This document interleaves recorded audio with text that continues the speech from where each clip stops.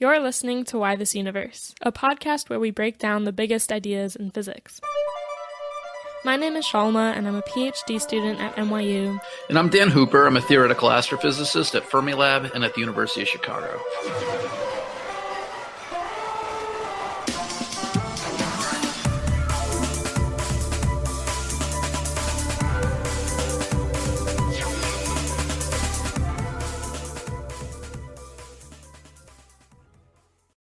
So a few episodes ago, we dived deep into the world of neutrinos. We learned that neutrinos can change identity between the three different types. That's what we call neutrino oscillation. And these oscillations mean that neutrinos aren't massless. Instead, they have a very small mass. In episode 37, we talked about how this neutrino mass led to a prediction of a different kind of neutrino, what we call a sterile neutrino. These sterile neutrinos would be even harder to detect than normal neutrinos, but if we found them, they could be able to explain the dark matter. So today we're hopping on for a special kind of episode with a special guest to give an update to that old neutrino episode. So just last Wednesday, the MicroBoone neutrino experiment at Fermilab announced the results of over 5 years of hard work. Today, we have with us a Fermilab neutrino scientist, Pedro Machado, who's going to talk to us about what the MicroBoone results mean for the theory of sterile neutrinos, and also just the future of neutrino research. So welcome on, Pedro. All right. Thank you very much for the invitation. I need to say, Shalma and Dan, that I love your podcast. Oh, it's a pleasure to be here. Thanks, Pedro. That's so nice. Yeah, so thanks for coming on and explaining this to us. So maybe first we can just talk about what the purpose of the MicroBoone experiment was. So just in case, I'm not part of the experiment, so I'm an outsider. But the purpose of MicroBoone was basically twofolded. One, to understand what is happening with the MiniBooNE anomaly, right? What is the origin of this MiniBooNE anomaly? We can talk about that eventually. And the other one is to understand how neutrinos interact with argon. Although this may sound like a very technical question, it's a very important question to the neutrino program at Fermilab. Okay, wait, so just a few things. So you're an outsider, but you're still a neutrino scientist. You're just not an experimentalist. Yeah, exactly. I'm a theorist, actually. So yeah. Welcome. If you made a list of neutrino theory experts in the world and rank them from the most famous and prominent and expert whatever to the least, Pedro would be pretty close to the top of that list. Right. Oh, you guys are too kind. Okay, so let's talk more about what that MiniBooNE result was that the MicroBoone experiment is, trying to address. Yeah, so the MiniBooNE result is what we call an experimental anomaly.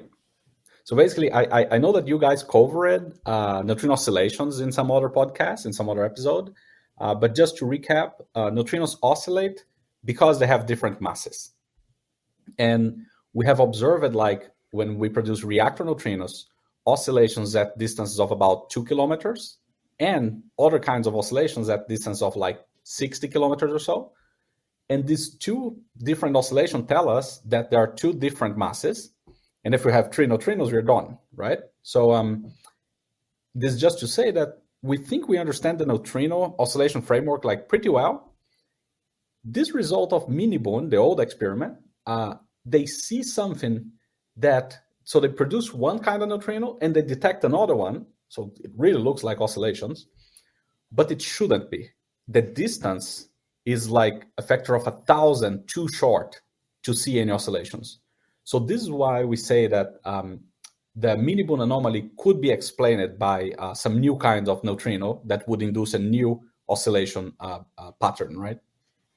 So good. So let me kind of just put in my own words what I think you just said, Pedro. So we know there are three kinds of neutrinos, which means there are two different mass differences between those three masses. And we measure oscillations between those types of neutrinos at those two different lengths associated with those two different masses. Exactly. But then MiniBooNE comes along and sees oscillations, or seems to see oscillations, at a third length scale, implying a third mass difference, implying a fourth neutrino. Exactly. Good. So would that fourth neutrino be the sterile neutrino, or is that just one of the options? So if you interpret the MiniBooNE result in terms of oscillations, you need to have a sterile neutrino. You cannot have oscillations at these distances within the standard model. And this sterile neutrino would have to have a mass of about 1 electron volt. So it's pretty light. But sterile neutrinos are very hard to measure, no? So. And there are lots of good reasons why there can't be a fourth active neutrino, like a fourth regular neutrino. We know from cosmology that's true, a bunch of cosmological observations. We know from a bunch of accelerator experiments there's not a fourth regular neutrino. So if there's a fourth particle these things are oscillating with, it has to be what we'd call a sterile neutrino. Yeah. Okay, cool. So that was a result that seemed like it was promising that maybe there was some new physics here, maybe the sterile neutrino exists. So what's the deal with the MicroBoone experiment, right? This new experiment that's readdressing that result. Yeah, so the deal about the MicroBoone experiment, I think in a nutshell, is that it is a much more precise experiment, okay? So basically, the way MiniBooNE detects stuff, it makes it very hard for them to distinguish signals coming from electrons from signals coming from photons. That doesn't mean that they don't know what they're doing. They know what they're doing, but it's much harder to hash out the signal from the backgrounds there. MicroBoone has this ability that basically they're sort of built to understand what is an electron and what is a photon in these events. So one of the main goals was to actually understand if the excess of events, right, this anomaly that MiniBooNE, the old experiment, saw, was on photons or on electrons. If it's on the electrons, it is kind of pushed towards sterile neutrinos, and that would be extremely exciting. If it's on photons, it could actually be some backgrounds that we actually do not understand properly, some complicated reactions that are not calculated properly. Mm-hmm. So in other words, things that don't break our standard model, but are just precise calculations that people didn't really do. Exactly. There are things that break the standard model, and there are times that the standard model break us because it's too hard of a calculation. Right. Okay, great. So do you think, before we talk about the results from the experiment, that you could give us a quick rundown of how the experiment works? Yeah. So so the way this experiment works, I'll try not to be technical. So this experiment is what we call a liquid argon time projection chamber. Big word. That's not technical at all. It's basically a big box full of argon, liquid argon, right? The noble gas. And the nice thing about that is that when a charged particle travels through liquid argon, it ionizes, so it liberates electrons. You put an electric field, these electrons drift and get detected. When you detect these electrons, you can reconstruct the path that the particles traversed. So you can reconstruct the tracks. So in some sense, it's like taking a picture, but with electrons instead of light. And this picture, the nice thing is that it's a three-dimensional picture, okay? So in every single time a neutrino interacts in the detector, they will see tracks associated to all the charged particles that were produced. So yeah, so that's 1 minute on how the detector works, right? So drum roll now, right? Yeah, so big drum roll. So, I mean, if you Googled this, you could also just find the answer already. So Pedro, did MicroBoone see evidence of sterile neutrinos? They did not observe evidence of sterile neutrinos. So if you think about what MiniBooNE sees, the way that the MicroBoone laid down their analysis is that they try to translate what MiniBooNE saw in terms of sterile neutrinos to translate to their detector. And within doing that translation, they did not observe any signs of sterile neutrinos. And how bad is this looking for the theory of sterile neutrinos? Are people now ruling it out, or is it just we'll have to adjust it slightly? Well, it is a bit tricky because you see, I don't believe I'm going to quote Spider-Man, but I'm going to quote Spider-Man. No, with great powers come great responsibilities. In science, we do have something similar, which is with great claims comes great scrutiny. And the deal is that the analysis of this experiment is unbelievable. It's fantastic. The way like they look at the data in 4 different but complementary ways. It is a beautiful analysis. They go into the nitty gritty of like how the events can be reconstructed in their detector, etc. How they optimize signal to background, blah blah blah. But there is one small point that I would like to see a little bit more details, which is on how they account for the details of the old experiment. Because you see, the excess of events in MiniBooNE can only be defined if you tell me what is the background. And defining the backgrounds in MiniBooNE is very tricky. It's a very technical business, but you need to go into the nitty gritty. And the way they did that was a little bit, it was a simple thing to do. But I would like to understand how that changed the result. Now, that said, I would tend to believe that the results may not change like from 1 to 0, you know?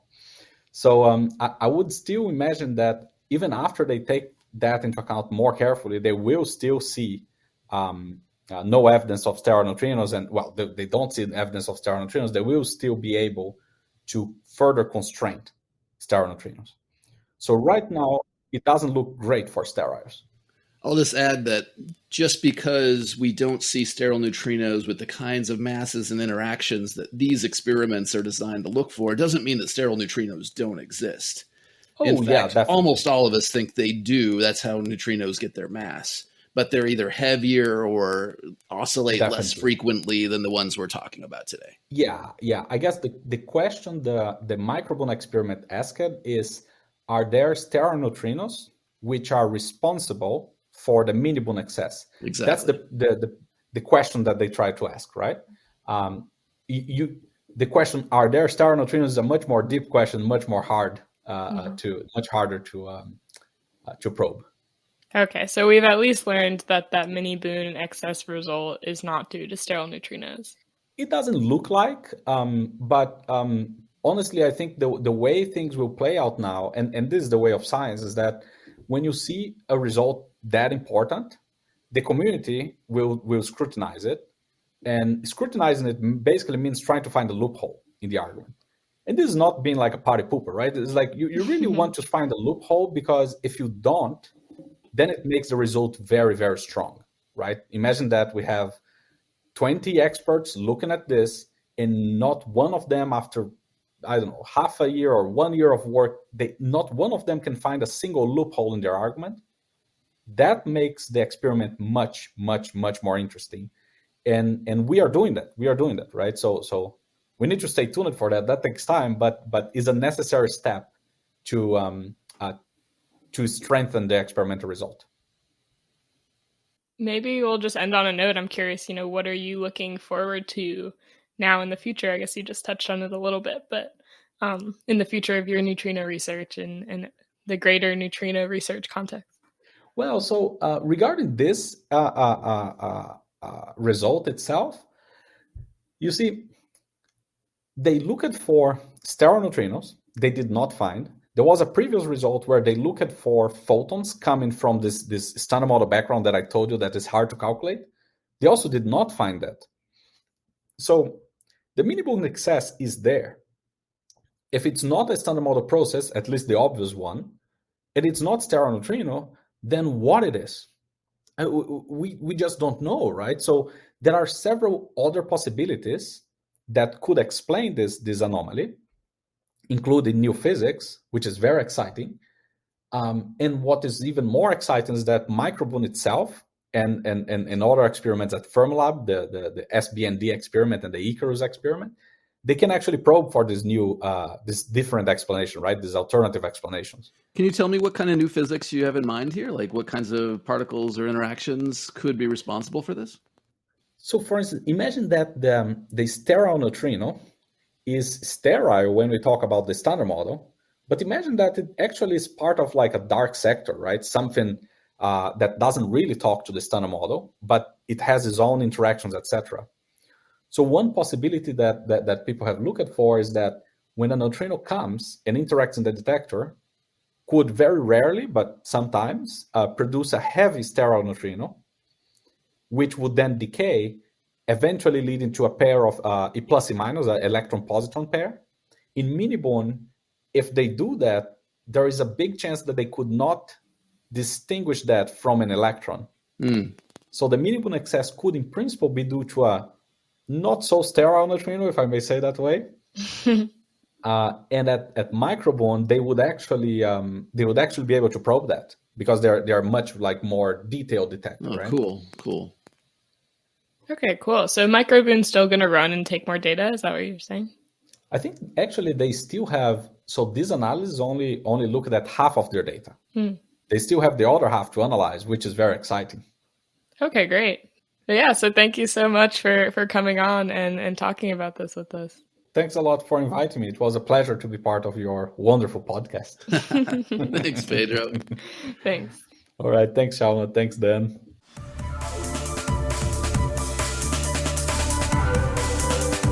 Thank you so much for listening to Why This Universe. If you want to support us more and get access to some exclusive content like exclusive interview clips, Ask Me Anything episodes, the opportunity to ask us questions, and a free sticker, you should definitely join us on Patreon. You can find us at patreon.com/whythisuniverse, and we really appreciate all the support that we get through there. Today's episode was produced and edited by me, Shalma Wegsman. My co-host is Dan Hooper, a professor of physics at the University of Chicago and Fermilab. He's also the author of many books, including most recently, At the Edge of Time, exploring the mysteries of our universe's first seconds. All music in Why This Universe is produced by Jake Kleinbaum, and Why This Universe is brought to you by the University of Chicago Podcast Network.